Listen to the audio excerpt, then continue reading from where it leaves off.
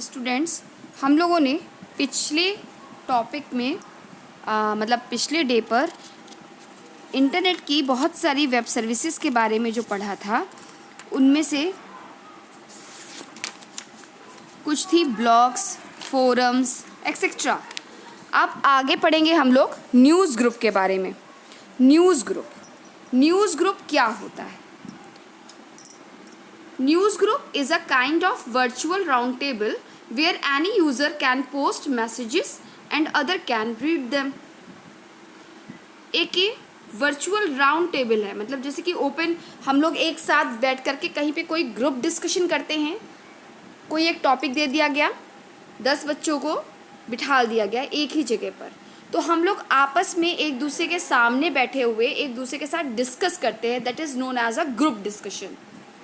जब यही वर्चुअली होता है तो ये न्यूज़ ग्रुप के फॉर्म में आता है। News groups are generally made for sharing information on some topic of interest और concern. Users can meet each other virtually and have discussions on these topics. A news group is also a great way of sharing images and other files which can be attached to the message. तो news group क्या होता है? एक news group जो होता है वो बहुत सारे मैसेजेस का एक ग्रुप होता है, समूह होता है। ये एक विशेष कंप्यूटर पर रखा जाता है, मतलब एक मेन सर्वर होता है उसका, उसे न्यूज़ सर्वर कहते हैं। ये जो कंप्यूटर ये कंप्यूटर कुछ कंपनियों या इंटरनेट के द्वारा कंट्रोल्ड होता है।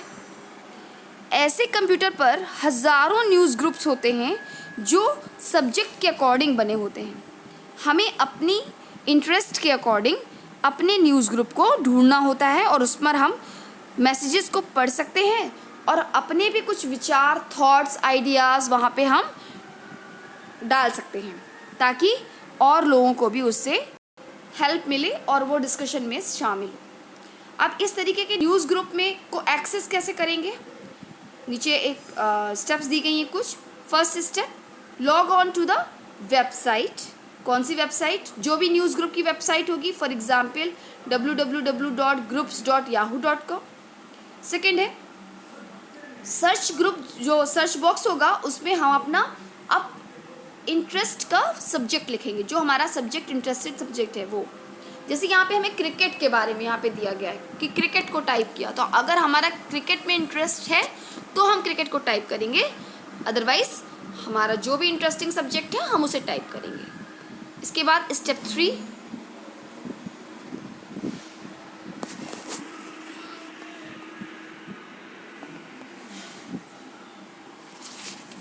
स्टेप 3 में select the news group of your choice.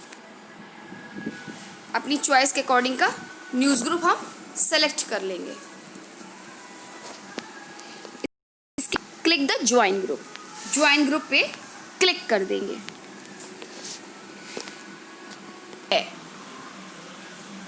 तो न्यूज़ ग्रुप पे हम लोग जाएंगे। न्यूज़ ग्रुप में हम लोग किसी भी प्रकार के आइडियाज़ को शेयर कर सकते हैं। कोई भी टॉपिक हो सकता है हमारा, उस रिलेटेड टॉपिक पर हम आगे कंटिन्यू कर सकते हैं। तो इस तरीके से न्यूज़ ग्रुप टॉपिक हमारा कवर हुआ। अब हम लोग आगे जाएंगे ई लर्निंग पे। ई लर्निंग क्या होता है? वैसे तो आज के समय में ई लर्निंग को बताना बहुत ही सिंपल है, क्योंकि हम सब उसी के एक पार्ट हैं। ई लर्निंग को एक्सप्लेन करने के लिए मुझे नहीं लगता वैसे कि इसकी आवश्यकता है, बट फिर भी क्लियर कर दूँ अगर कोई डाउट है तो। E learning refers to the electronic mode of delivering learning, training और educational programs to user. In this mode of learning, knowledge or skills are transferred with the help of the computer connected to a network. वो internet भी हो सकता है, internet भी हो सकता है। Examples of e-learning applications comprises different forms of learning like web-based and computer-based learning and virtual classrooms. मतलब क्या है? ऑनलाइन जो ये शिक्षा प्रणाली, लर्निंग कॉन्सेप्ट है, वो सभी प्रकार के जो इलेक्ट्रॉनिक मीडिया है, यानी कि इलेक्ट्रॉनिक बेस्ड सिस्टम है, उसके द्वारा टीचिंग के लिए यूज़ किया जाने वाला एक पार्ट है जो नॉर्मली हमारे स्टूडेंट्स के लिए व्यक्तिगत अनुभव, अभ्यास और ज्ञान को शेयर कराता है। यानी कि हम नॉलेज और अपने एक्सपीरियंसेस और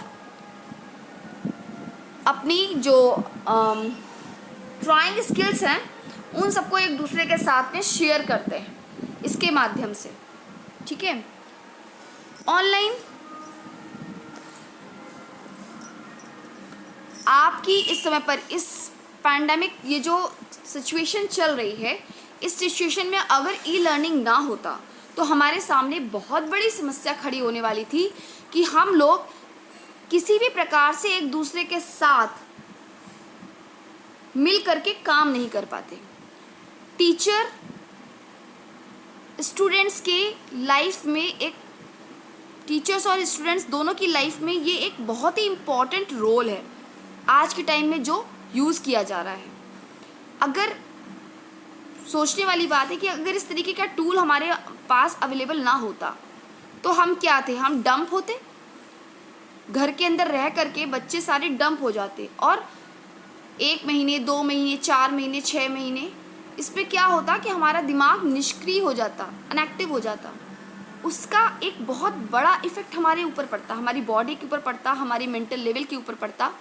इन सब चीज़ों से अलग हट करके हम लोगों ने ई लर्निंग को एक जो आगे बढ़ करके सामने लेके हम लोग आए हैं, ई लर्निंग के ही माध्यम से है। वो हमारे पास देखिए ये 3-4 चीज़ें हैं। वेब बेस्ड, हम लोग केवल इंटरनेट पर बेस्ड है। कंप्यूटर बेस्ड लर्निंग है हमारे पास, और वर्चुअल क्लासरूम्स भी है। जैसे आप लोग गूगल क्लासरूम यूज़ कर रहे हो, ये वर्चुअल क्लासरूम ही है जहाँ पर स्टूडेंट और टीचर दोनों लोग अवेलेबल हैं, एक दूसरे के साथ कम्युनिकेट कर सकते हैं, एक दूसरे के साथ कन्वर्सेशन कर सकते हैं। अगर स्टूडेंट को कोई प्रॉब्लम है तो वहाँ पर वो लिख करके मैसेज कर सकता है या बोल करके वहाँ पे मैसेज कर सकता है। किसी भी प्रकार से वहाँ पर मैसेज छोड़ा जा सकता है और टीचर उसकी प्रॉब्लम्स को सॉल्व करके वहाँ पे अपडेट करता है। तो that is a virtual classroom. उसी कॉन्सेप्ट पे हम लोग भी पढ़ रहे हैं, उसी कॉन्सेप्ट पे हम लोग आगे भी काम करते रहेंगे।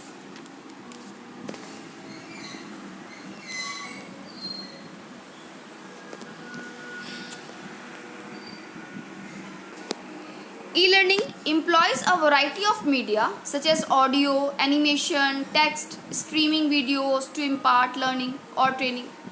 E-learning is said to be more effective than the traditional classroom learning methods. ये उससे ज़्यादा इफ़ेक्टिव है अगर देखा जाए तो। अगर हम ऑनेस्टली पढ़ाई कर रहे हैं, लर्निंग कर रहे हैं, तो ऑनेस्टली लर्निंग के लिए ई लर्निंग ज़्यादा इफ़ेक्टिव है क्लासरूम लर्निंग की तुलना में। क्लासरूम लर्निंग में हम लोग अलग अलग प्रकार की एक्टिविटीज़ में भी इन्वॉल्व हो जाते हैं। यहाँ पे क्या है, हमारे पास एक केवल लर्निंग के लिए ही है कि हमको जो भी टॉपिक पढ़ना है, हम उस टॉपिक से रिलेटेड जितनी भी चीज़ें सर्च कर सकते हैं, जितनी भी बातों का ध्यान रख सकते हैं, पढ़ सकते हैं। टीचर जो हमें प्रोवाइड कर रहा है मटेरियल, हम टीचर के साथ डायरेक्टली इंटरेक्ट होते हैं। एक क्लासरूम में 40 बच्चे होते हैं, वो 40 बच्चे एक साथ टीचर के साथ इंटरेक्ट नहीं हो सकते। टीचर केवल जो आपको कन्वे कर रहा है, आपको वो मिल रहा है। यहाँ पर ई लर्निंग में क्या है, आप टीचर के साथ हर समय इंटरेक्ट हो सकते हैं। आपको कोई प्रॉब्लम है, आपने तुरंत क्वेश्चन पूछा, टीचर ने उसी टाइम पर आपको रिप्लाई दिया, तो it's a interaction. But without your interest it's not possible. आप इंटरेस्ट नहीं डेवलप करेंगे तो ये नहीं पॉसिबल होगा। तो इसमें टीचर का जितना बड़ा रोल है, उतना ही बड़ा रोल स्टूडेंट का भी होता है। तभी ई लर्निंग कॉन्सेप्ट हमारा सही प्रकार से काम करेगा।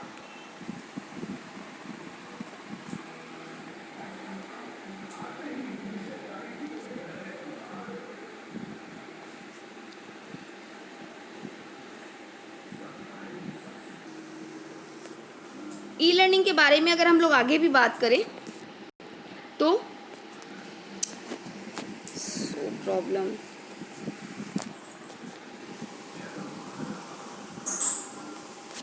ई लर्निंग के बारे में जब हम लोग आगे भी बात कर रहे हैं तो जब हम इसको ट्रेडिशनल क्लासरूम के साथ कंपेयर करते हैं तो इसमें कुछ हमको फ़ायदे दिखाई देते हैं।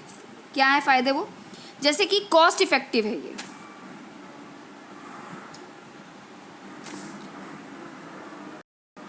फास्टर लर्निंग है, कंसिस्टेंट मैसेजेस हैं।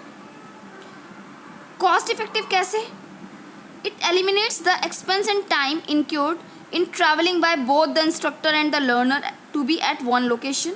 Instead, they can both be at different locations and still interact with each other. हम दोनों लोग अलग अलग जगहों पर हैं, टीचर भी और स्टूडेंट भी, बट एक दूसरे के साथ इंटरैक्ट कर रहा है वो और डिस्कस कर रहा है किसी भी इम्पॉर्टेंट टॉपिक पर। In addition e learning eliminates the need of stationery and books. यहाँ पे हमें स्टेशनरीज की आवश्यकता नहीं है, उतनी बुक्स की ज़रूरत नहीं है, तो ये कॉस्ट इफेक्टिव हो गया। As learning is provided through audio visual aids. हम लोग सुनकर देख कर जो मटेरियल अवेलेबल हो रहा है ऑनलाइन उस पर पढ़ रहे हैं, तो it's a cost effective. Second is fastest learning, faster learning का, तो ये वही मैंने अभी बोला ना, जैसे ऑनेस्टली हम लोग पढ़ाई करेंगे, हम लोगों की अंदर जो जिज्ञासा आ रही है किसी भी टॉपिक के लिए, तो उस टॉपिक के बारे में हम तुरंत का तुरंत पूछ रहे हैं तो हमें तुरंत रिप्लाई मिल रहा है, that is a faster learning. It provides quicker learning as compare to the traditional classroom. This is because e learning adopts the individualised approach. वही ना, इंडिविजुअलाइज्ड अप्रोच, आप डायरेक्टली इंटरैक्ट कर रहे हो। Consistent message, it does not allow the teaching style of the instructor to affect to और interfere with the learning process. इसमें आप instructor की टीचिंग स्टाइल को नहीं देख रहे, आप उसका ऑडियो और विजुअल जो ऐड के थ्रू जो भी मैटर प्रोवाइड हो रहा है उसको देख रहे हैं। But e-learning is dependent on high quality pre-designed audio video visual ads such as video tutorial and PowerPoint presentations. As such, consistent content is delivered to all the learners, which brings uniformity in the learning process.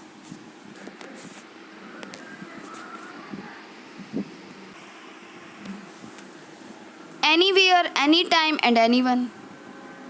हम कहीं भी हों, किसी भी समय हों, किसी के भी साथ, मतलब एनीवन, कोई भी इंटरैक्ट कर सकता है, तो it makes the learning available to everyone 24 hours a day, 7 days a week, as the learning material is available on the network और द इंटरनेट। टीचर अवेलेबल हो या ना हो, इंटरनेट या नेटवर्क पे मटेरियल अवेलेबल है। जैसे ये है वीडियो आपका यूट्यूब पे पड़ा हुआ है, अब आप कभी भी पढ़ सकते हो ना इसको, तो इसी प्रकार से और भी जो लर्निंग जो मटेरियल्स हैं वो प्रोवाइडेड होते हैं। हम लोगों की केवल हम लोग कितना सर्च कर सकते हैं, कितना उसके बारे में पढ़ सकते हैं, जान सकते हैं। ईजी एसेबिलिटी ऑफ लर्निंग और training material also allows organizations to distribute the information to almost all locations instantly. Up-to-date learning materials. It allows the instructors to instantly update the learning material across the network. High level of retention reinforces the message by using various elements such as video, audio and animations.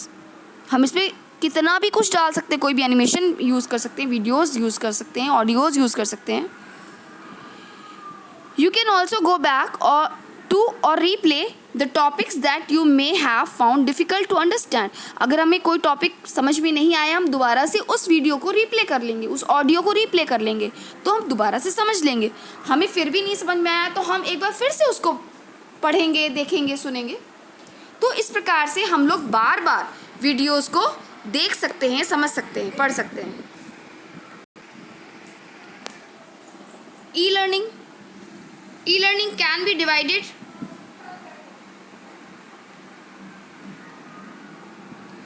E-learning can be divided into 4 broad categories. First is knowledge-based e-learning. Second is online support-based e-learning. Third is synchronous-based e-learning. Fourth is asynchronous-based. Knowledge-based, step by step instructions जो कि आपको किसी भी topic, किसी भी task के लिए मिल रहे हैं, that is a knowledge based e learning. Second, online support based, send queries for discussion on forum, आप फोरम पढ़ चुके हो, उस पर आप कोई डिस्कशन करना चाहते हो। ऑनलाइन बुलेटिन बोर्ड्स जैसे कि न्यूज़ ग्रुप आप पढ़ चुके हो, उस पर आप कोई डिस्कशन करना चाहते हो। एंड ईमेल्स के थ्रू आप ऑनलाइन कोई भी आंसर क्वेश्चन कर सकते हो, उसका आंसर मंगा सकते हो। That is online support based e learning. Synchronous based, it's a real time environment where an instructor teacher learners in real time.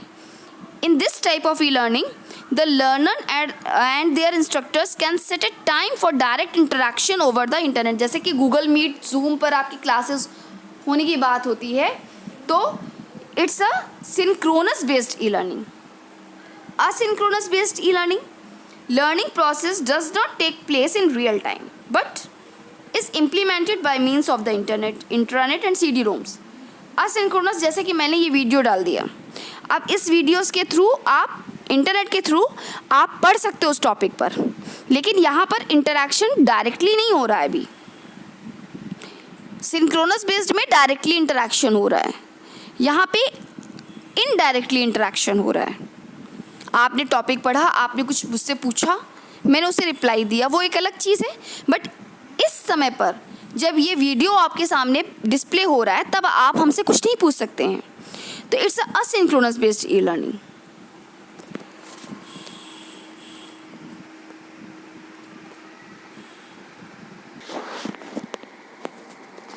E commerce, next topic is e commerce. E commerce क्या होता है? E commerce simply means using an electronic mode such as the internet to sell and buy products और services. E commerce के माध्यम से हम internet पे कोई भी प्रोडक्ट को खरीदते या बेचते हैं। ई कॉमर्स को हम ऐसे भी समझ सकते हैं, e commerce is a web based commercial activity that provides new business opportunities for organizations and facilitates customers to choose a desired product from a variety of products offered by different manufacturers।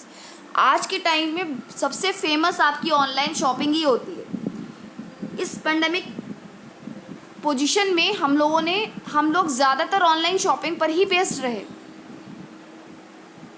कोई भी दुकान नहीं जा रहा, ज़्यादातर कोशिश हम लोग कर रहे हैं कि मॉल्स में दुकान शॉप्स पे जाना हम लोग अवॉइड करते हैं, हम लोग ऑनलाइन परचेजिंग करते हैं। तो ऑनलाइन जैसे आप फेसबुक वगैरह पे भी देखते हैं कि बहुत सारे ऐसे अब ऑर्गेनाइजेशंस आ गई हैं जिन्होंने अपने अपने खुद के ऐप्स डाउनलोड कर लिए हैं, जिनमें आप अपने अपने प्रोडक्ट वाइज वो डिस्प्ले करते रहते हैं कि आपको ये प्रोडक्ट इतने में मिलेगा, आप यहाँ से परचेजिंग कर सकते हैं।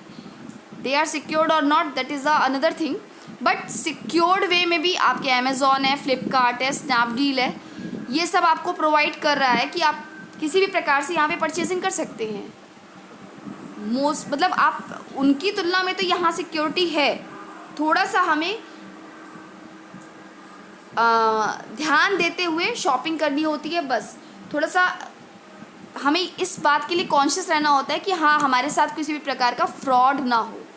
But e-commerce is a good part of the life. The factors that have contributed to the popularity and success of e-commerce are listed below. First is, it allows the organizations to manage and conduct their business transactions easily and efficiently. Second, it provides maximum customer satisfaction as the transactions are completed in a short time.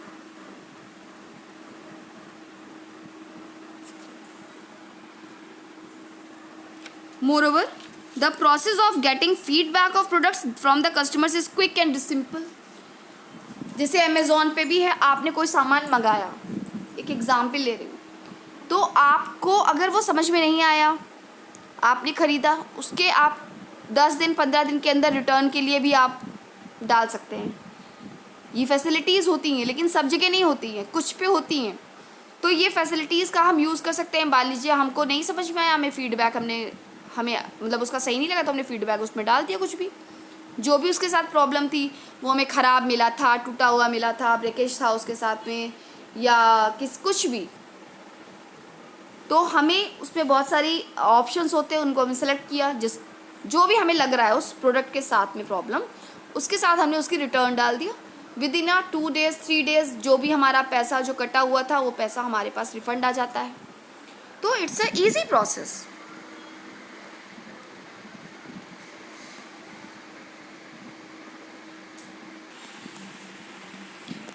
It enables organizations to achieve competitive edges in the market by providing products as economical prices quickly.